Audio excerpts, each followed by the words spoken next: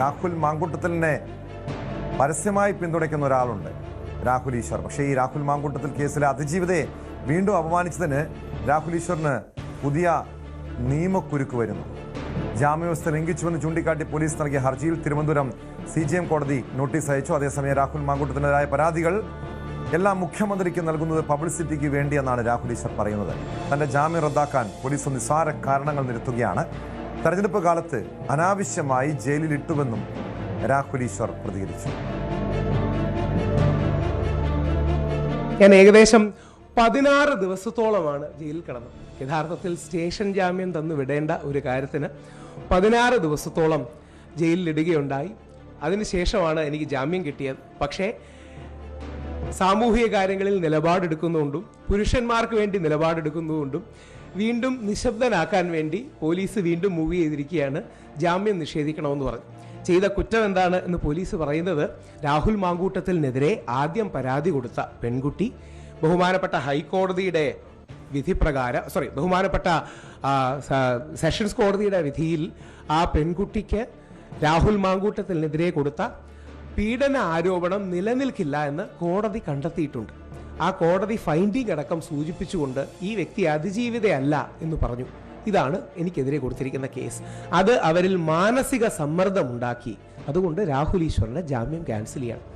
ബഹുമാനപ്പെട്ട കോടതിയുടെ വിധിന്യായത്തിൽ എഴുതി വെച്ച ഫൈൻഡിംഗ് പറഞ്ഞു എന്നുള്ളതാണ് ഒരു കാര്യം. അപ്പോൾ ഇത്തരം കാര്യങ്ങൾ ഈസി ആയിട്ട് വെച്ച് ആൾക്കാരെ കുടുക്കുന്നത് സ്ഥിരം നമ്മൾ കാണുന്ന ഒരു പ്രവണതയാണ്.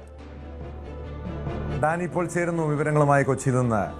ഡാനി, രാഹുൽ മാങ്കൂട്ടത്തിനെ പിന്തുണച്ചതിൻ്റെ പേരിൽ 16 ദിവസത്തോളം ജയിലിൽ കടന്ന വ്യക്തിയാണ് രാഹുൽ ഈശ്വർ. അതിനുശേഷം പുറത്തിറങ്ങി കർശന ഉപാധികളോടെ കോടതി ജാമ്യം അനുവദിച്ചു. എന്നാൽ ആ ജാമ്യ വ്യവസ്ഥകൾ ലംഘിച്ചുവെന്നാണ് പോലീസ് പറയുന്നത്. ഇതിൻ്റെ റിപ്പോർട്ട്, അതായത് രാഹുൽ ഈശ്വറിൻ്റെ ജാമ്യം റദ്ദാക്കണമെന്ന് ആവശ്യപ്പെട്ടുകൊണ്ട് പോലീസ് കോടതിയിൽ ഹർജി ഫയൽ ചെയ്തിട്ടുണ്ട്. ഇതിനോടെന്താണ് രാഹുൽ ഈശ്വർ ഇന്ന് കൊച്ചിയിലെ എറണാകുളം പ്രസ് ക്ലബ്ബിലെ മാധ്യമങ്ങളെ കണ്ടപ്പോൾ പ്രതികരിച്ചത്?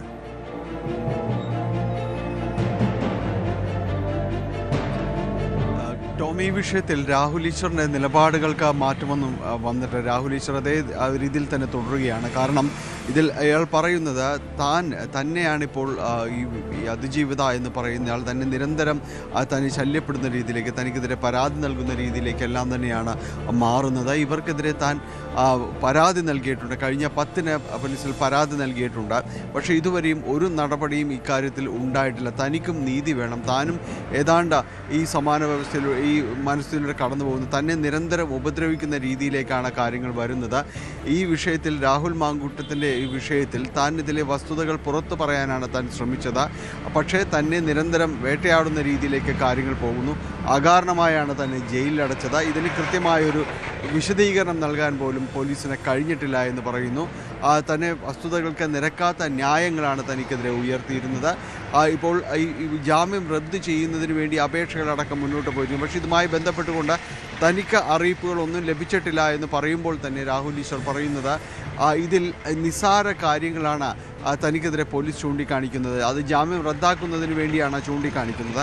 അപ്പോൾ ഇതൊന്നും നിലനിൽക്കുന്നതല്ല എന്ന് രാഹുൽ ഈശ്വർ പറയുന്നു. ഒപ്പം ഇപ്പോഴുണ്ടായിരിക്കുന്നൊരു പുതിയ ട്രെൻഡ് എന്ന് പറയുന്നത് മുഖ്യമന്ത്രിക്കോ അല്ലെങ്കിൽ മറ്റ് പാർട്ടി നേതാക്കൾക്കോ ഈ പീഡന പരാതി സംബന്ധിയായ കാര്യങ്ങളിൽ അവർക്ക് പരാതി നൽകുക എന്നതാണ് ഇപ്പോൾ ഈ കാര്യങ്ങളിലെല്ലാം തന്നെ കണ്ടുവരുന്നത്. ആരും പോലീസിനെ സമീപിക്കുന്നില്ല.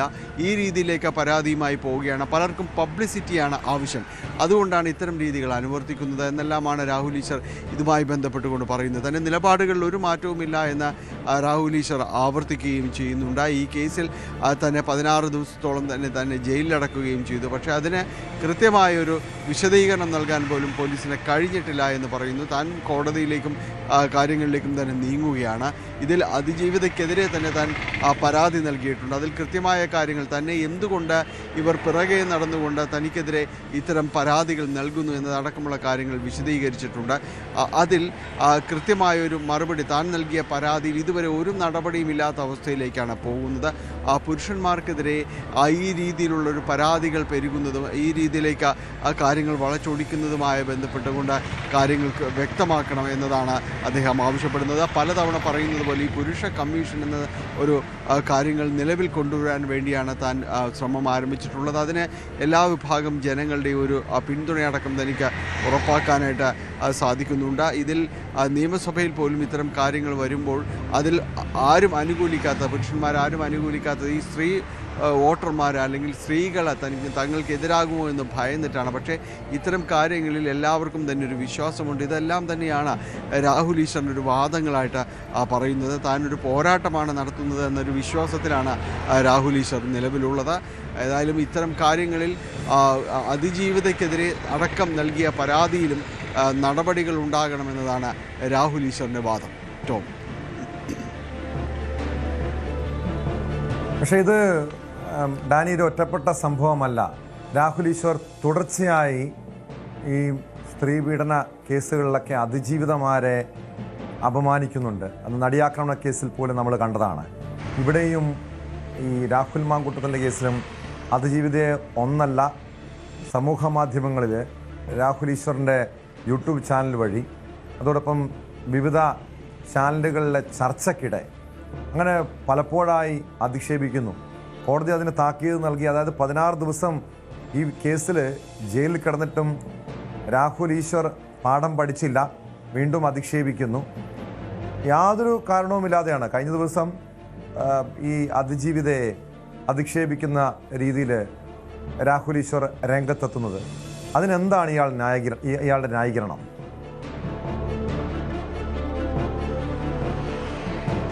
ടോമിയാളുടെ ന്യായീകരണം എന്ന് പറയുന്നത് അയാളുടെ ചില വിശ്വാസങ്ങളാണ്. താനൊരു പോരാട്ടമാണ് നടത്തുന്നത്. അത് പുരുഷന്മാർക്ക് വേണ്ടിയുള്ളൊരു പോരാട്ടത്തിലാണ്. ഈ രീതിയിൽ പല സ്ത്രീകളും തന്നെ പരാതികളുമായി വരുന്നത് വ്യാജ പരാതികളാണ്. അവർക്ക് പലവിധ ലക്ഷ്യങ്ങളുണ്ട്.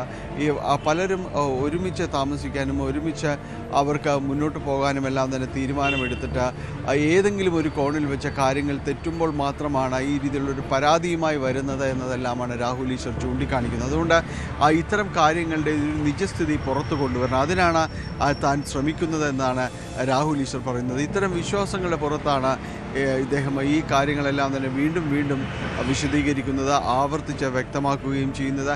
ഇപ്പോഴും ഈ അതിജീവിത, അത് ഏത് കേസുകളിലാണെങ്കിലും ഈ അതിജീവിതയെ നേരിടുന്ന രീതിയിലേക്ക്, ആ ഒരു രീതിയിലേക്കുള്ള രാഹുൽ ഈശ്വറിൻ്റെ നിലപാടുകൾക്ക് ഒരു മാറ്റവുമില്ല എന്നതാണ്. അത് അദ്ദേഹത്തിൻ്റെ ഒരു വിശ്വാസമായിട്ട് അദ്ദേഹം പറയുന്നത്. പലപ്പോഴും പുരുഷന്മാർക്കെതിരെയാണ് ഇത്തരം കാര്യങ്ങൾ നടക്കുന്നത്. അതിൽ ബോധ്യമുള്ള വസ്തുതകളാണ് താൻ ഏറ്റെടുക്കുന്നത്, അല്ലെങ്കിൽ ബോധ്യമുള്ള കേസുകളാണ് താൻ ഇത് അവർക്ക് വേണ്ടി വാദിക്കുന്നത്. രാഹുൽ മാങ്കൂട്ടത്തെ തനിക്ക് നേരിട്ട് പോലും അറിയത്തില്ല, ഒരു പരിചയമോ കാര്യങ്ങളോ ഇല്ല. പക്ഷേ ഈ കാര്യങ്ങളിൽ എന്താണ് നടന്നതെന്നത് സംബന്ധിച്ച് തനിക്ക് വ്യക്തമായ ഒരു ധാരണയുണ്ട്. ലഭ്യമായ തെളിവുകൾ, പുറത്തു വന്ന ആ തെളിവുകൾ, ഇതെല്ലാം വ്യക്തമാക്കുന്നത് ഇവർക്ക് കൃത്യമായ രീതിയിൽ ഇവർക്ക് അറിയാവുന്ന കാര്യങ്ങൾ മാത്രമേ അവർക്കിടയിൽ നടന്നിട്ടുള്ളൂ. പിന്നീടാണ് ഇതൊരു പീഡന പരാതിയായെല്ലാം തന്നെ മാറുന്നത് എന്നതാണ് അദ്ദേഹത്തിൻ്റെ ഒരു വിശ്വാസമായി പറയുന്നത്.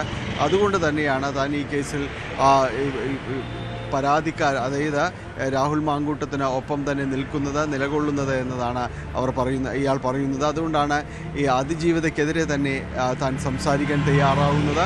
അവർക്കെതിരെ തന്നെ താൻ പരാതി നൽകിയിട്ടുണ്ട്. എന്നാൽ തിരിച്ച് ഇപ്പോൾ തനിക്കെതിരെ പരാതി നൽകുന്നു, നിരന്തരമായി പരാതി നൽകുന്നു. ഇത് ചൂണ്ടിക്കാണിച്ചാണ് താനിപ്പോൾ പോലീസിനെ സമീപിച്ചിരിക്കുന്നത്. പക്ഷേ ഒരു നടപടിയും ഉണ്ടാകുന്നില്ല. ഇതിലെല്ലാം വ്യക്തമാകുന്നത് രാഹുൽ ഈശ്വറിന്റെ ഈ വിഷയത്തിലുള്ള വിവരങ്ങൾ നൽകിയത്. രാഹുൽ ഈശ്വറിന് ഇതൊക്കെ നിയമക്കുരുക്കാവുകയാണ്. കാരണം ഈ അതിജീവിതയെ അധിക്ഷേപിച്ചെന്ന നടപടിയിൽ രാഹുലിൻ്റെ ജാമ്യം റദ്ദാക്കണമെന്ന് ആവശ്യപ്പെട്ടുള്ള പോലീസിൻ്റെ ഹർജിയിൽ കോടതി നോട്ടീസ് അയച്ചിരിക്കുന്നു. കൂടുതൽ വാർത്തകൾക്ക് news 18 Keralam YouTube channel subscribe ചെയ്യുക.